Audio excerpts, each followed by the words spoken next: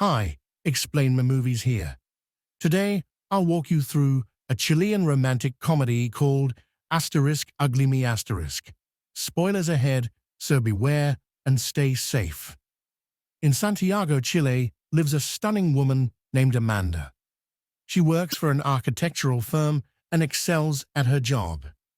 One afternoon, Amanda calls her boyfriend Pablo, hoping to attend her friend Fernanda's birthday party together. What she doesn't know is that Pablo is in Fernanda's room, dressed up like a cat. While they talk on the phone, Fernanda distracts Pablo, leading him to hang up abruptly. Moments later, Amanda accidentally receives a call back and hears strange sounds of them moaning and meowing. Without wasting time, Amanda storms into Fernanda's house with a shotgun. Realizing they've been caught, Pablo claims he was kidnapped, but Amanda isn't gullible enough to believe him. She shoots him in the groin, making sure he won't be unfaithful ever again. Next, Amanda is seen with a therapist discussing her anger management. She shows no remorse for her actions. In fact, she feels confident that she would react the same way if the situation arose again. The therapist warns that someone with her level of rage should be placed under confinement. This news shifts Amanda's perspective, and she starts to regret her actions. She convinces the doctor that nothing like this will ever happen again, leading to her release. However, her case has reached the police, and it has also affected her job. Amanda explains the betrayal to her boss, but after consideration, he decides to fire her. Feeling fed up with life in Santiago, Amanda packs up and relocates to Valparaiso. Amanda's brother offers her an empty house where she can stay for the next 6 months. She's confident that she'll find a good job in the new city, but her biggest concern is avoiding unwanted attention from men. After her recent heartbreak, she has no interest in dating or falling in love again. But being as attractive as she is, Amanda knows she won't be left alone for long.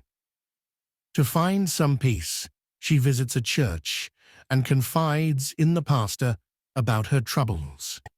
The pastor, who also lives alone, offers his friendship and tells her she can come to him whenever she needs someone to talk to. Back at home, Amanda scours through job listings in the newspaper. Despite her experience, she finds that all the jobs seem beneath her qualifications. Finally, she picks one at random, which turns out to be at another architectural firm, just like her old job. Determined to avoid male attention, she buys a fat suit, ugly dentures, and prosthetic makeup to make herself look unattractive. With her new disguise, she's completely unrecognizable, even to people who once knew her. In the next scene, Amanda goes to the firm for an interview. The boss, Max, questions her about her background and learns that she's supposedly married with 2 children. Amanda believes this lie will make her appear more grounded and less appealing to men. Max doesn't ask for proof and hires her solely based on her impressive qualifications. For the first time, Amanda feels proud, knowing her appearance didn't land her the job. Afterward, Max introduces her to the team. First, there's Juan, a married man with 3 kids who juggles work and studies for his master's degree. Then there's Karen, the beautiful but lazy office girl who gets by on her looks, much to everyone's admiration. Finally, Amanda meets an architect named Marcelo. Marcelo is your typical playboy who judges people solely based on their looks. His routine consists of working during the day and bringing a new woman home every night. Upon meeting Amanda for the first time, he's immediately disgusted by her appearance. Amanda, on the other hand, quickly sizes him up and silently curses his superficial nature. Both of them silently vow to keep their distance. unaware that fate has other plans. During their initial meeting, Amanda is briefed on a recent project, an old Telmex building that their company remodeled. Although the renovation is complete, the building is experiencing internet interference due to an unidentified structural issue. Amanda instantly suspects it's a VP1 service problem. Karen, however, believes Amanda's involvement will only complicate things since she's new to the firm. She wants to handle the issue herself, but Max overrules her and dismisses Karen, fueling her hatred for Amanda. Max assigns Marcelo and Juan to accompany Amanda to the site and assist her. Though neither man is thrilled about being her helpers, they reluctantly agree. In the next scene, the team is on the terrace of the building. While Amanda is hard at work trying to locate the issue, Marcelo can't stop bragging to Juan about his sexual conquests. Ignoring them, Amanda concludes that the interference is likely coming from the nearby railway station. The group heads over to investigate, but while Amanda continues working, Marcelo and Juan carry on their conversation. Eventually, Amanda discovers that water channels running beneath the building are causing the interference. She and Marcelo head down to inspect the channels, leaving Juan to monitor the train schedules. Marcelo stays outside to check the signal frequency, while Amanda crawls into the narrow channels alone. Struggling to squeeze through one of the gates, she removes her fat suit. As the team communicates through walkie-talkies, Amanda's device suddenly stops working. Before she can put her disguise back on, Marcelo comes over to check on her.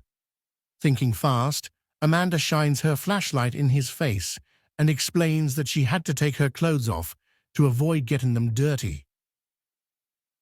Deserted. Luckily for Amanda, Marcelo turns away and leaves, unaware of her disguise. After a productive day at work, the trio heads to a pub for some drinks. They take Amanda's car, which she has cleverly filled with children's items to make her fabricated life seem more believable. At the pub, Marcelo once again cracks inappropriate sexual jokes, making both Amanda and Juan uncomfortable. Juan eventually leaves early to study, leaving Amanda alone with Marcelo. Seizing the moment, Amanda calls him out for being shallow and superficial. Marcelo doesn't deny it, proudly stating that marriage and kids ruin one's life. Amanda feels sorry for him, realizing he'll never know the joy of real love or meaningful friendships that last beyond a single night. Unfazed, Marcelo continues to describe his perfect woman in graphic detail, showing no shame in his womanizing ways. This enrages Amanda, reminding her of her unfaithful ex. Even when she gets home, she can't stop thinking about Marcelo's comments. As she removes her fat suit and wig, she realizes she looks exactly like the type of woman Marcelo was describing. Determined to teach him a lesson, Amanda decides to confront him in a new way. The next time they meet at the club, she shows up as her true self, stunning and unrecognizable from her work persona. Marcelo is instantly smitten with her and spends the night trying to take her somewhere private.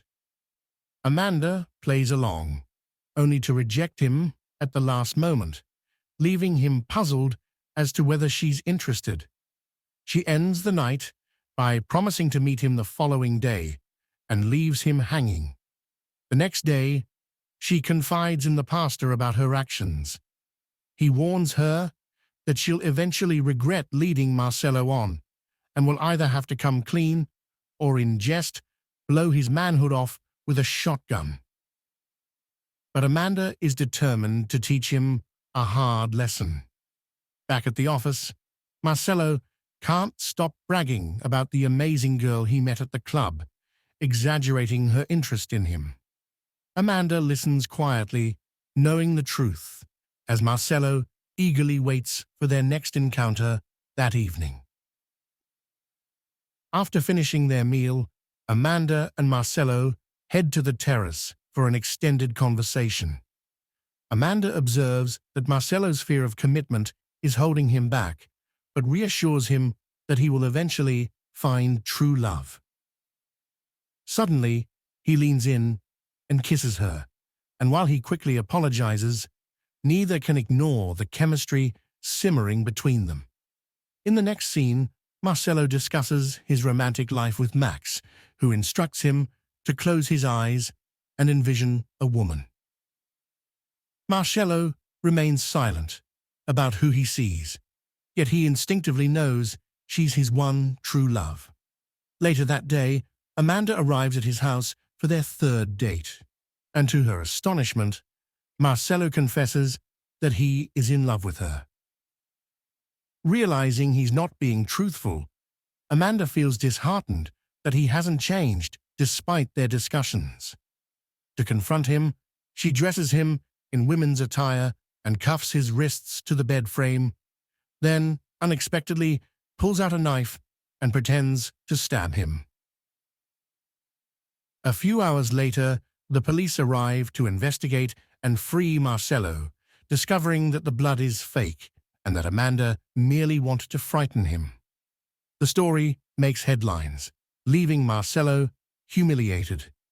Amanda feels that her lesson has been taught, but something still feels amiss. When she confides in the pastor about her feelings, he suggests that she might be in love with him. During Marcello's next visit to the office, he tells Amanda that he's had a change of heart. The events from the previous day have made him realize that he needs to pursue genuine love rather than fleeting encounters.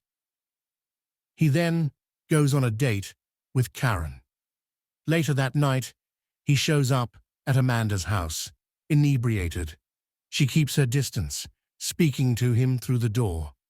Marcello confesses that he proposed to Karen and plans to marry her soon, but he also admits that he has feelings for Amanda. Although she doesn't fit his usual type and is married, he can't help but love her. Knowing she'll never be his, he resolves to marry Karen. They both share tears and part ways in silence. Finally, the wedding day arrives. Amanda and Marcello meet outside the church, and Amanda considers revealing the truth but decides against it. They share a heartfelt embrace before the ceremony commences. The priest asks Marcello if he takes Karen as his lawful wedded wife, and the guests eagerly await his response, but he remains silent. Just then, Amanda sneezes, causing her fake teeth to fall out. Marcello pulls off her wig, finally uncovering the truth. The scene transitions to several years later. Amanda and Marcello are happily married with 3 children and a 4th on the way. They enjoy a joyful life together as a family. If this film has shown me anything, it's that those who mistreat others often seem to come out on top.